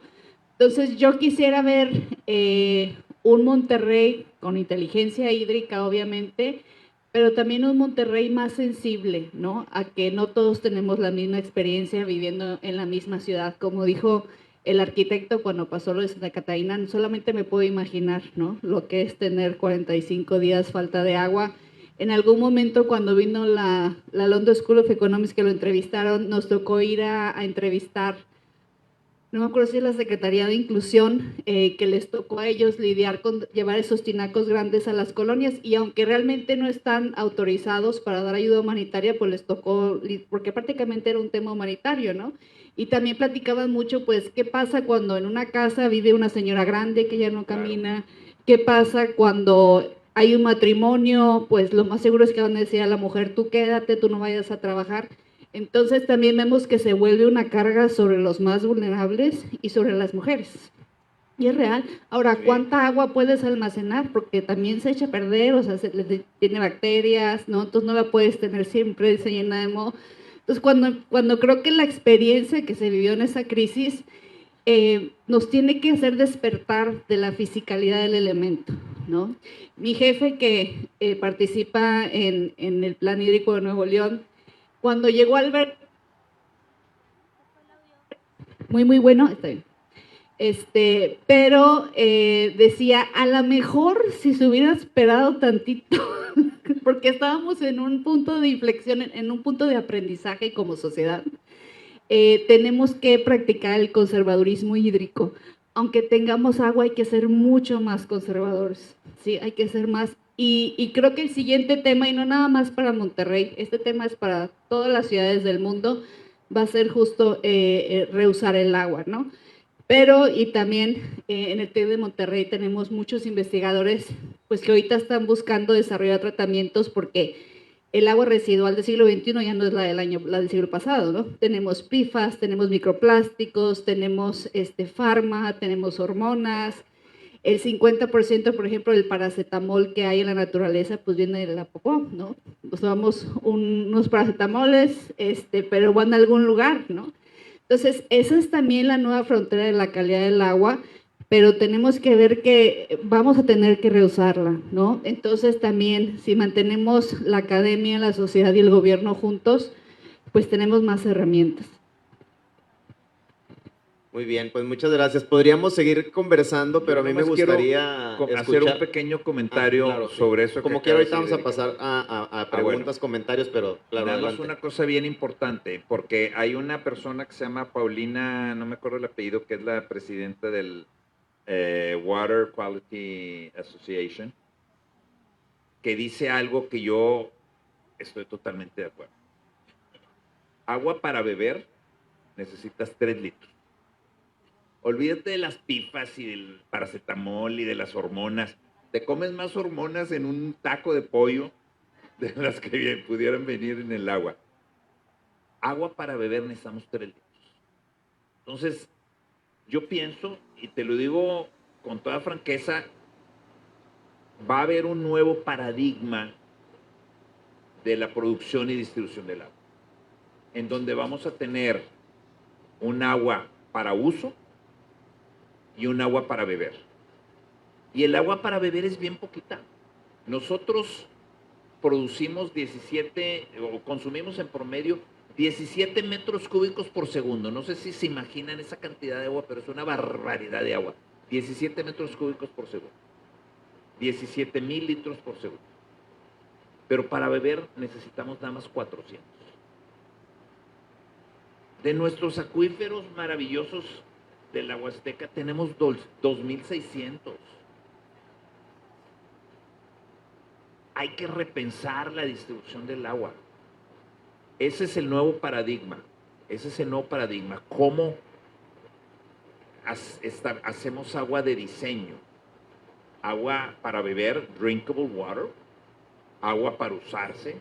Agua para la industria. Agua para regar árboles. Es un nuevo paradigma. Y por ahí va. Y no tenemos que preocuparnos. Vamos a tener agua para el futuro. Nada más tenemos que cambiar nuestro paradigma. No se preocupen. Pues mire, está aquí. Bueno, ahí vienen ahorita las preguntas, ¿verdad? Vamos a ver. Vamos a pasar ahorita. Yo también. No. Ustedes jóvenes van a ser el nuevo paradigma del agua. Yo se los aseguro. Para precisamente pasar para esta segunda panel o este segundo momento del diálogo, también quiero aprovechar a agradecer a mi equipo del área de Cultura y Educación Ambiental que hicieron esta actividad posible, Julieta, Luis, Caro, Samuel, y pues al equipo de comunicación social también de aquí de la Secretaría. Me acuerdo perfecto ahorita que estabas diciendo eso, arquitecto, que cuando estaba estudiando, iba yo en segundo semestre, teníamos una clase que se llamaba Fundamentos del Desarrollo Sostenible. Y en la primer clase el profesor nos puso una actividad muy breve pero muy contundente porque nos hizo que cerráramos los ojos y nos dijo que imagináramos lo que nos iba a decir él en una palabra. Y cuando teníamos pues todos la mente despejada y él dijo agua, pues empezaron las respuestas, ¿no? Pureza, transparencia, lo que entendíamos por agua. Y luego dice, bueno, pues no puedo entender por qué, y él lo decía en inglés, we shit on the water, ¿verdad? O sea, nos estamos en esa pureza, en esa transparencia, y pues tiene que ver con lo que comentabas. Entonces, ahora vamos a pasar a Samuel, porfa, si puedes pasar el micrófono. Por aquí había una pregunta ya. Si nos pueden decir nada más su nombre, la pregunta, y si pueden ir levantando la mano también para quién va dirigida.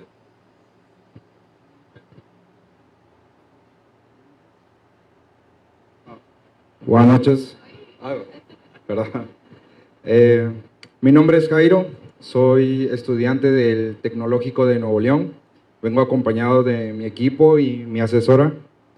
Bueno, la verdad nosotros estamos desarrollando una solución inteligente para este tipo de reto, porque sabemos que se vive en el presente y se va a seguir viviendo. Todo lo que hacemos se puede medir y solo si se mide se puede controlar. Con esta idea nace nuestro proyecto llamado Nisawar, que es más que nada un guardián del agua en el hogar, en el negocio. ¿Y a qué me refiero con guardián? Me refiero a que nosotros llegamos con el fin de generar una cultura de conciencia de cuidado del agua a través de la tecnología. Para esto desarrollamos un dispositivo de 28 centímetros donde mide el caudal del agua y envía la información a una plataforma que también es desarrollada por nosotros. En esta plataforma se ve lo que consume una persona y el precio relacionado. Entonces, además de que cuenta con la detección de fugas, porque recordemos que una fuga, de acuerdo a, si no me equivoco, a una página oficial de Conagua, el 40% del agua es desperdiciada en fugas que no se detectan a tiempo. Entonces, después de este contexto, lo que me preguntaba, igual mi equipo, es qué tanta participación o qué tanta colaboración podemos tener de juntar ideas, ¿no? con agua y drenaje para, pues sí, para seguir implementando este dispositivo.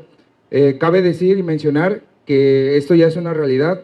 La verdad que en la escuela nos dieron la oportunidad de implementarlo en un edificio. Justo en estos momentos y en tiempo real se mide cuánta agua está gastando un edificio y el precio relacionado. Sin embargo, esto es algo que vamos empezando, algo que seguimos pues transformando, porque como bien somos estudiantes, no somos expertos, pero sí quisiéramos saber de algún tipo de colaboración o, claro, una opinión, sobre todo de expertos. Mira, yo lo que te puedo decir primero, así que me interesa conocerlo.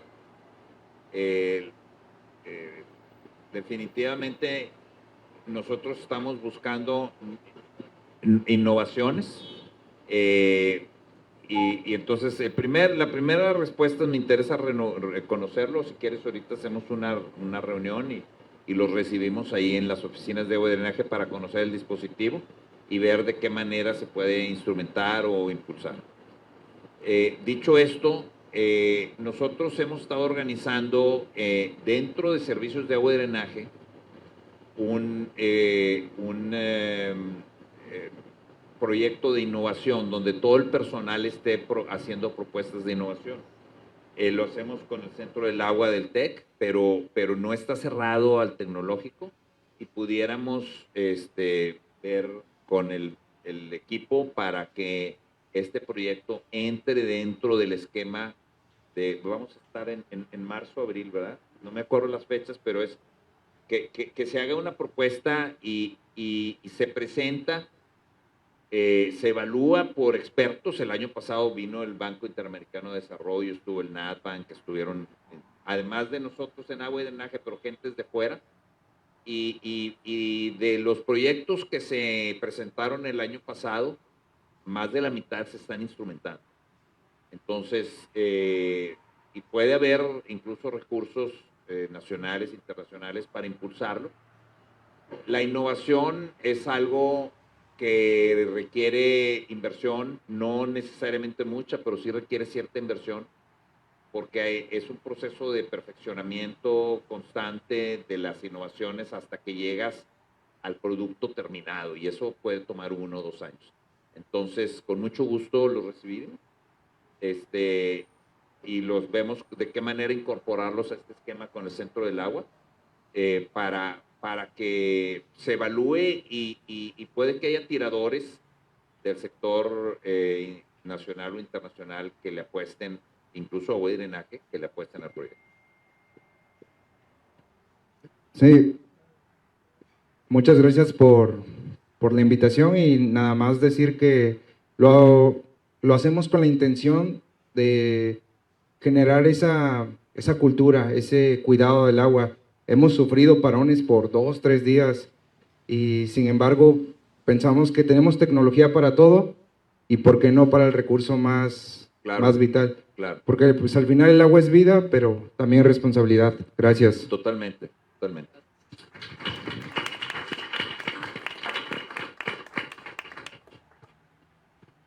Buenas noches, urbanista Rodrigo Junco para servirles. Arquitecto, Erika, ya la conozco, arquitecto, buen día. Desde la planeación urbana, entender el gran papel que existe dentro de un modelo de expansión como el que estamos teniendo, ¿qué podríamos generar a través de generar un nuevo modelo de ciudad, retomando ciertos pensamientos como las ciudades jardín o incluso City Beautiful, el volver a integrar la naturaleza desde un pensamiento sistémico dentro de nuestras ciudades y cómo podemos generar este nuevo concepto de producir agua dentro de la ciudad? ¿Cómo lo abordaría usted? Y la verdad es que nosotros, Paulina y yo, desde el Tecnológico Monterrey pudimos generar algún instrumento para generarlo, al igual estamos abiertos a poder colaborar, pero ¿cuál sería la visión desde ambas partes para generar un nuevo modelo de ciudad? ¿Quieres contar tú? Pues bueno, primero me encantaría que le regalaran su libro a la arquitecta Barragán para que se lo hagan llevar. La verdad es que hicieron justo esta planeación con una idea de seguir el agua, ¿no? A mí me parece que a veces hay que rescatar cosas, innovar también es ir al pasado. Y hace unos meses tuvimos la oportunidad, para mí fue una sorpresa porque no es algo que hago, pero curamos una exposición para el TEC de Monterrey, de todo el acervo que tiene la Biblioteca Cervantina. Entonces nos sacaron fotos, libros de 1500 y fue muy interesante para mí también ver cómo la lógica mexicana o la lógica prehispánica adoptó, ¿no? El pensamiento europeo, pero que antes más que la tierra, la planeación estaba basada en el agua. Por ende, obviamente, de Tenochtitlán, ¿no? Entonces, obviamente vienen los ordenamientos, las ordenanzas, las mercedes, que es la manera en que se asigna el agua y cambia todo. Pero hay un montón de buenas ideas en la historia, ¿no? Entonces, creo que es bueno regresar y verlo. Y me parece que ahí la juventud es la que, aquí que hay tanto joven, es la que le toca retomar todas esas ideas, ¿no? Creo que ese es el nuevo urbanismo, definitivamente. Y yo sintetizaría lo que a ustedes les inquieta con una palabra que es diseño urbano o planificación urbana sensible al agua. Yo he hecho muchos planes de desarrollo urbano en mi vida, ya estoy viejón. Y De los 40. sí, trabajé en el Paso Santa Lucía, trabajé en el Distrito T, que uno acumula cosas en el costal. Pero bueno, ¿qué es el urbanismo sensible al agua? Es un urbanismo que no está hecho para el automóvil. Casi todos los planes de desarrollo urbano están pensados en el automóvil. Ahorita tenemos un urbanismo sensible al automóvil. Entonces, lo que importa es las calles, las avenidas, la estructura vial, avenidas de primer orden, colectoras. Está bien, digo, no estoy en contra de las avenidas, pero no es lo único. Entonces, la variable agua es fundamental y en todos sus niveles. Primero, tienes que tener un esquema de captación y detención temporal del agua en todas las zonas para reducir los riesgos de inundación, uno, pero también para recargar los acuíferos y para generar zonas de humedad que te permitan que los árboles crezcan. Primer paso. Segundo, la conducción del agua, tanto del agua potable como del agua residual, debe ser un eje rector de la planeación de la estructura de la ciudad. Porque hoy día tenemos todos nuestros colectores repartidos por todos lados. Perdonen la expresión, es un desmadre. Yo diseñé la zona metropolitana de Pachuca y en la parte que nos tocó diseñar, la parte nueva, todos los colectores y todas las tuberías, los acueductos van en un camellón al centro de una vialidad. ¿Cuál es la ventaja? Se llega a romper el tubo, las reglas de volada, no tienes que romper la calle, no generas problemas. Entonces, nuevamente es un tema de sensibilidad al tema agua en la ciudad. Tercero, tienes que ubicar lo que se llaman zonas de percolación. Los urbanistas ni siquiera conocen el término. Las zonas de percolación son las zonas donde puedes reinyectar agua. El agua no se reinyecta en cualquier lado y no se reinyecta al ahí se va. Si tú tienes un agua que ya corrió por las calles y recogió grasas, aceites, metales pesados, etcétera, esa agua no hay que infiltrarla. Entonces tienes que tener toda una estrategia de dónde se puede infiltrar el agua y esas zonas hay que preservarlas como una joya. Las zonas de percolación son una joya en un ecosistema geológico. Cuarto, tienes que distribuir tus plantas de regeneración de agua. Agua y drenaje, por ejemplo, tradicionalmente usaba la idea del siglo pasado de hacer grandes plantas gigantescas en un lado, ¿no? Dulces nombres, 7 metros cúbicos por segundo, y nos sentíamos orgullosos que era la más grande de América Latina. Ya somos la segunda. Pero bueno. Pero ¿por qué no ponemos plantas regeneradoras de agua en sitios estratégicos que nos permitan darle un reuso de agua local de manera descentralizada? Eso tiene que ser un componente de la planeación urbana. Pero ahora, atención, esto implica un conocimiento técnico bastante profundo. No es un ahí se va. Pero si ustedes no tienen esa habilidad o ese conocimiento técnico, pues acércate a un ingeniero que le entienda. O sea, yo crean que todo lo que he hecho lo he hecho yo solito. No, hombre. O sea, estos son trabajos en equipo con muchos ingenieros. Yo soy el mayor defensor de los ingenieros, el arquitecto que defiende más a los ingenieros que hay. Entonces, hay muchos elementos de sensibilidad del agua y algo que seguramente le va a gustar aquí, mi querida Erika. El agua es belleza. Entonces, un elemento fundamental en la belleza de la ciudad. Fíjense, a ver, ¿por qué el Paseo Santa Lucía tiene tanto éxito? ¿A poco está muy fregón? Porque tiene agua.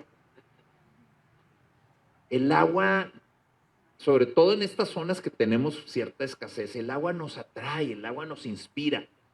A ver, ¿por qué nos gusta tanto ir al mar? Porque estás viendo el agua, hasta te pones tranquilo, te relajas.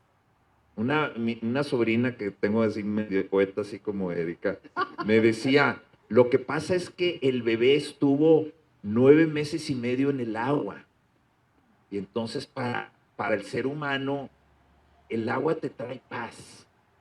Entonces no se nos olvide también esta dimensión poética. Y como urbanistas, pues lo tenemos que incrementar. Y si no le sabes, invita a Erika. Vamos a tener otras 2 preguntitas más para... acá atrás hay una, si me ayudan pasando el micrófono, Luis, por favor. Y luego acá también. Ah, bueno. Aquí vamos a estar. Buenas noches y mucho gusto, soy Jessica Tornel. Una pregunta, en concreto, ¿cómo interviene agua y drenaje en los planes urbanos de los municipios? En concreto, porque hay planes que los van modificando cada vez que cambia de gobierno y no sé, o sea, no sé en qué momento ven esta parte tan importante que es el cuidado del agua. Sí, mira, agua y drenaje interviene en 2 etapas, no es necesariamente lo óptimo, pero interviene en 2 etapas dentro de los planes y luego en la operación de los planes interviene también. ¿En qué primera etapa? Es cuando se presenta el plan a consulta pública por ley, tiene que pasar por Servicios de Agua y Drenaje de Monterrey y Agua y Drenaje tiene que emitir una opinión. Hasta hace 4 años nunca había respondido Agua y Drenaje. A partir de que me tocó estar al frente de Agua y Drenaje, hemos mandado la opinión técnica en todos los planes y la Secretaría de Planeación del Estado ha tomado en consideración nuestras opiniones sobre ese tema.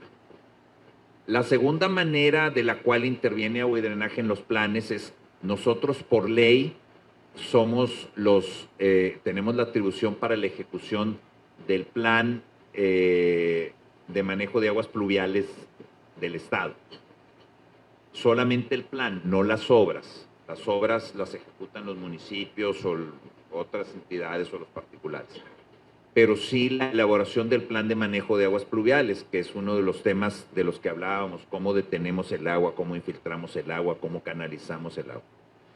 Esos son, digamos, a nivel macro, los 2 momentos en los que intervenimos. A nivel micro, cada vez que se hace un proyecto privado, un fraccionamiento, un edificio, etcétera, que si es una casa que está dentro de un fraccionamiento, no, porque ya se aprobó el fraccionamiento. Ahí nosotros damos lo que se llama la factibilidad de agua y de drenaje. Entonces se le ponen al particular obligaciones, ¿ok? Tú vas a tener factibilidad de agua, pero tienes que construir una tubería de 8 pulgadas que va a ir de aquí hasta acá, y tienes que construir una tubería de drenaje, o tienes que hacer X o Y o Z obras, y también se les autoriza el estudio pluvial con lo que se llama el impacto cero. El impacto cero, ¿qué es? Es que, por ejemplo, en un fraccionamiento, si tú tienes un fraccionamiento por el cual de manera natural escurren 3 litros por segundo, al urbanizarlo, por razones técnicas normales, esos 3 litros por segundo se pueden multiplicar hasta por 3, o sea, pueden ser de 3, puede subir a 10, a 12 litros por segundo. Tú tienes la obligación de hacer obras que hacen que se maneje solamente los 3 litros por segundo. A eso se le llama el impacto cero. Les quiero decir, y esto lo digo con mucho orgullo, ese concepto del impacto cero lo propuse yo en el año 2000 y estuvimos luchando por él por 19 años. Y hasta el 2019 se hizo ley.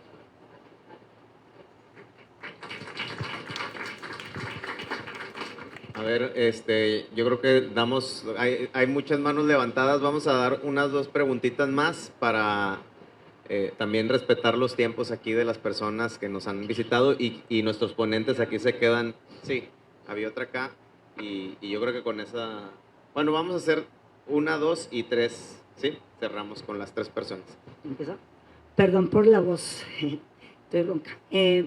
Muchas gracias por su plática y ahorita que están hablando esto, ayer que hicieron la noticia esta del hub de IA, el Nvidia y todo lo que soltó en los medios, yo estoy enterada, a lo mejor ustedes me pueden corregir, que por ejemplo cada 20 respuestas del ChatGPT nos utilizan 1 litro de agua.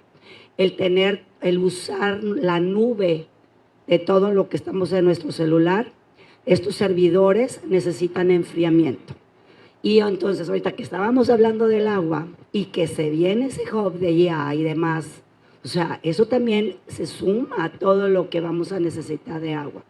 Y no sé si agua y drenaje esté en esa zona pero cada vez hay más industria en Nuevo León. Es el estado que ahorita en la República, ay, es que está magnífico y toda la industria, pues sí, pero ¿y el agua?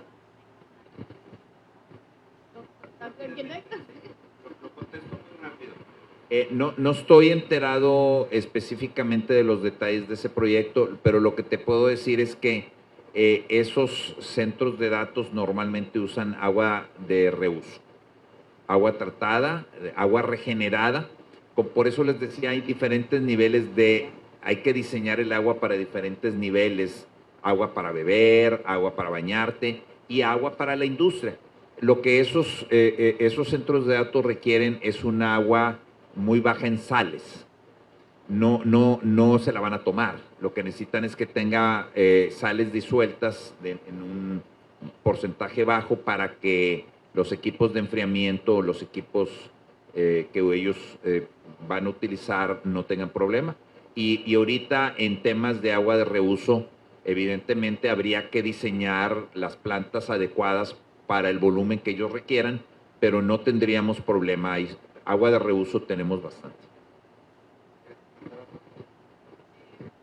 Pues justo otra vez hablamos, ¿no? El futuro de la ciudad, el futuro de la industria, es el futuro del agua, ¿no? Tienes que tomarlo en cuenta. En términos, ahorita hay una conversación muy interesante en la academia para justo decir cuánta agua se requiere, ¿no? Una aproximación, la más nueva que yo sé, es que se requiere entre 1.5 y 2 litros por cada imagen generada por inteligencia artificial. Eso también implica que pues tenemos que ser más responsables cuando usamos la inteligencia artificial, ¿no? La mayoría de la gente que conoce le cuenta sus problemas, no, es que me dejó el novio y no, es que me ha dado un chorro de tips, ¿no?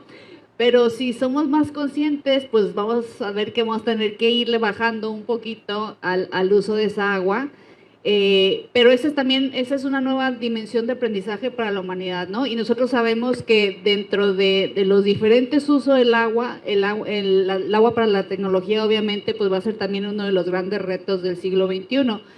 También los cables en el agua, yo creo que a veces no estamos conscientes. Yo tengo una amiga que fue la directora global de Tata. Tata es la empresa la directora de responsabilidad corporativa de Tata, es la empresa de software más grande del mundo, pero son quienes más cables de internet tienen.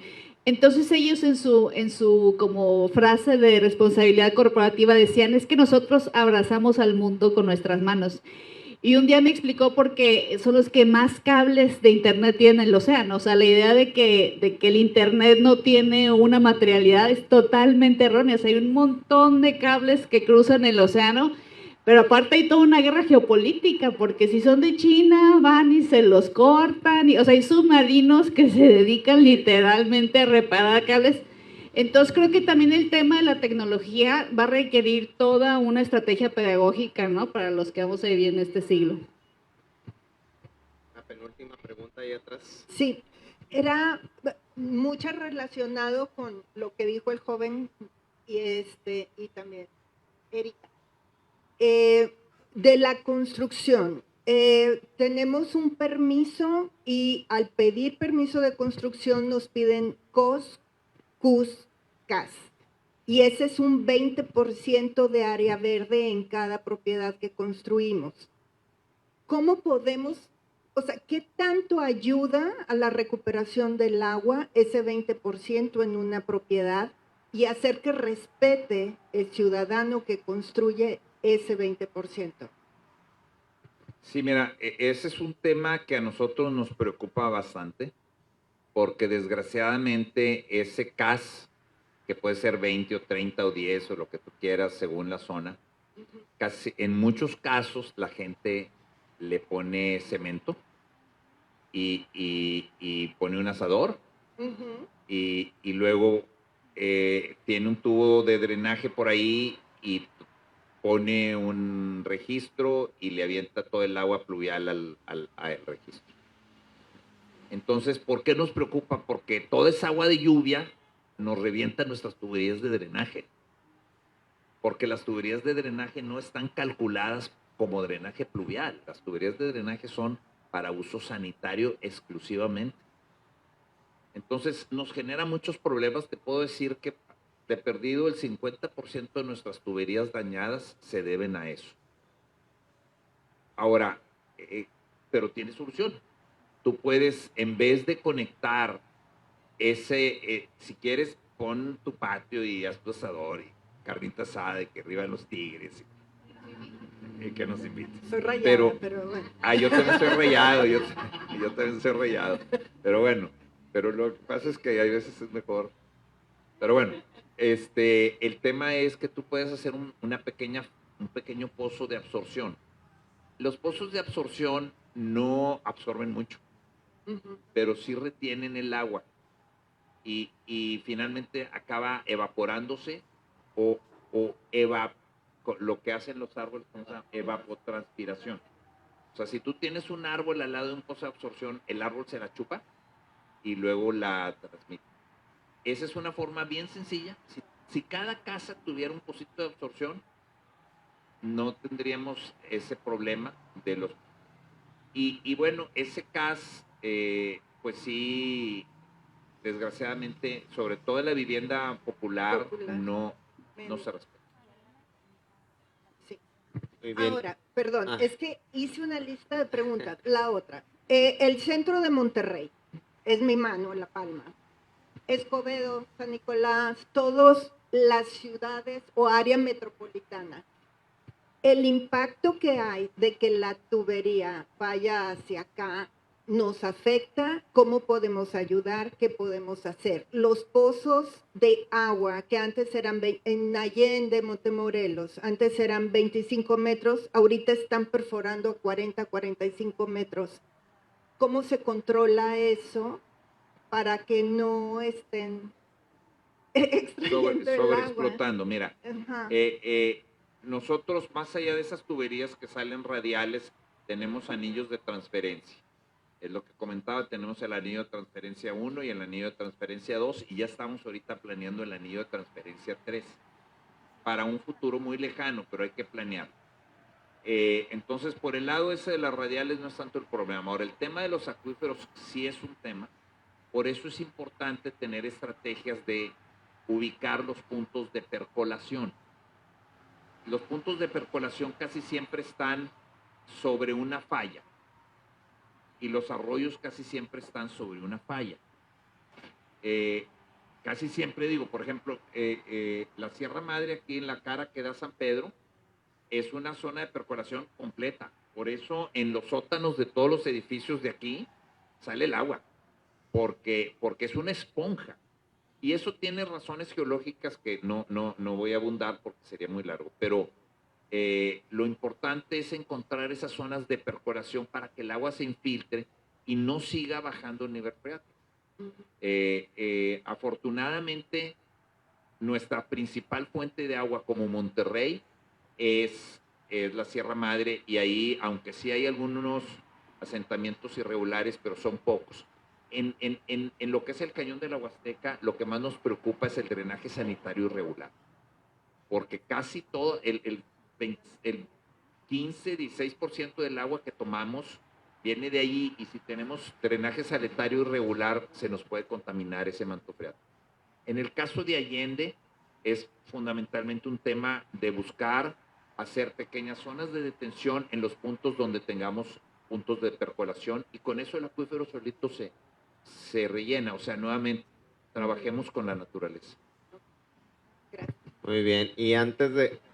vas a pasar... Sí, nada más antes de ahorita la intervención de Erika y de pasar una última pregunta, también quiero aprovechar para agradecer, claro, además de Heriberto, que ya aquí el arquitecto lo mencionó, la licenciada Quilty y Tali de Agua y Drenaje de Monterrey, que también hicieron posible esta actividad en torno al agua y que son las artífices de que estemos hoy dialogando sobre este tema. Entonces, una vez dicho esto y agradeciéndoles particularmente, pasamos con Erika y a la última pregunta. Pues yo creo que voy a retomar varios temas que ha dicho el arquitecto y también que se han discutido de varios integrantes del público, porque yo doy una clase en el TEC de ciudades biofílicas, ¿no? Que justo estudia la conexión de las personas con la naturaleza. Sabemos, hay un montón de ciencia de por qué somos animales, por qué es buena para nosotros.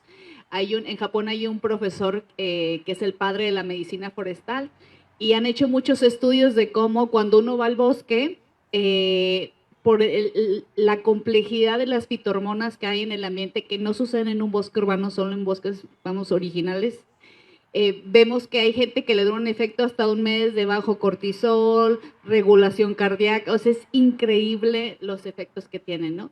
Pero eso implica también que tenemos que renaturalizar las ciudades, ¿no? Porque mi mamá no me dejará mentir, pero yo viví muchos años en Alemania, en la Selva Negra, ¿no?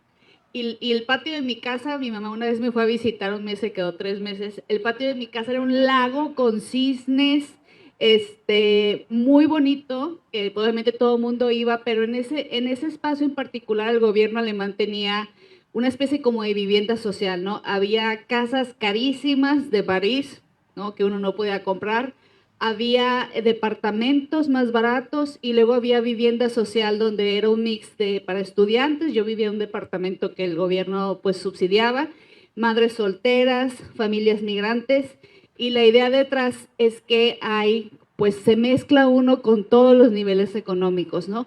Y lo que une a esos distritos es el acceso a una naturaleza exuberante. En San Pedro, obviamente, pues tienen una gran suerte, la verdad. Yo, por eso cuando me cambié a Monterrey, sí, la verdad, me vine a vivir a San Pedro, porque aparte soy de Arteaga, yo necesito ver las montañas y oler el bosque.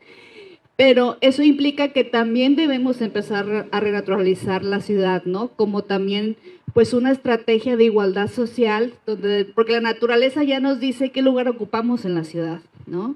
Entonces se vuelve realmente una fuerza de unificación. Y tenemos que ser muy conscientes de dónde se infiltra el agua, ¿no? Y cuando renaturalizamos las ciudades, donde empezamos a identificar esos puntos y también lo volvemos una estrategia de cohesión social, podemos contribuir justo a otros beneficios, como es la recarga de acuíferos. Creo que ahí hay que crear nuevos imaginarios, ¿no? A mí la otra vez el doctor Aldo me platicó que ustedes hicieron un proyecto en Saltillo de arroyos. Yo fui su directora de medio ambiente y mi tema favorito eran los arroyos. Y es muy interesante que cuando uno entrevista gente, por ejemplo, que tiene 80, 90 años, tienen una idea del arroyo como un ecosistema todavía, ¿no? De ahí llevaban a la burra, cortaban el carrizo, lavaban la ropa, había árboles frutales. Pero si entrevistas a los más chiquitos, es agua puerca, ¿no? O sea, el arroyo ya no es un ecosistema. Al final simplemente son modelos mentales que hay que cambiarlos.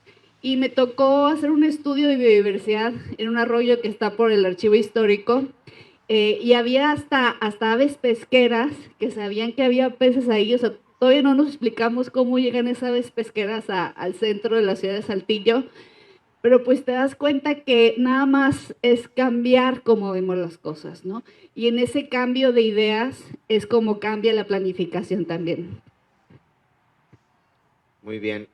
Aquí ya nada más para pasar a la última pregunta, creo que hay un mensaje aquí de agua y drenaje que les trajeron también unos detallitos y ahorita les va a dar las indicaciones aquí, Tali. Sí, pues les trajimos por aquí un reloj de arena para que se bañen en menos de 5 minutos. Hago mi comercial de cultura del agua y una pelotita antiestrés por aquello, si les falta el agua, se les quite el estrés. Entonces, antes de que se vayan, por favor, aquí conmigo les hago entrega de los promos. Gracias. Muchas gracias, Tali. Ahora sí, pasamos acá gracias, un aplauso. La última y nos vamos, ¿verdad? Muchas gracias. Buenas noches a todos y a todas. Quiero, primero que todo, felicitar a la Secretaría del Medio Ambiente por estos maravillosos espacios. El tener la oportunidad de conocer de viva voz la experiencia del arquitecto, que es el responsable de la distribución del agua en nuestro estado, y la parte orgánica, la parte holística, la parte de investigación, de ciencia, de tecnología de Erika, de verdad que es un privilegio. Soy Roxana Yepes Gerón, actualmente estudio mi segundo doctorado en la Universidad Autónoma de Nuevo León y estoy desarrollando una investigación sobre estrategias de educomunicación para la conservación de manglares en los pueblos costeros. Creo que aquí todos sabemos de la importancia ecosistémica que tienen estos bosques salados y yo más que una pregunta quisiera hacer un comentario. Creo que es muy importante y estoy convencida que es la educación, como tú lo dijiste, Erika, el centro de cualquier proyecto.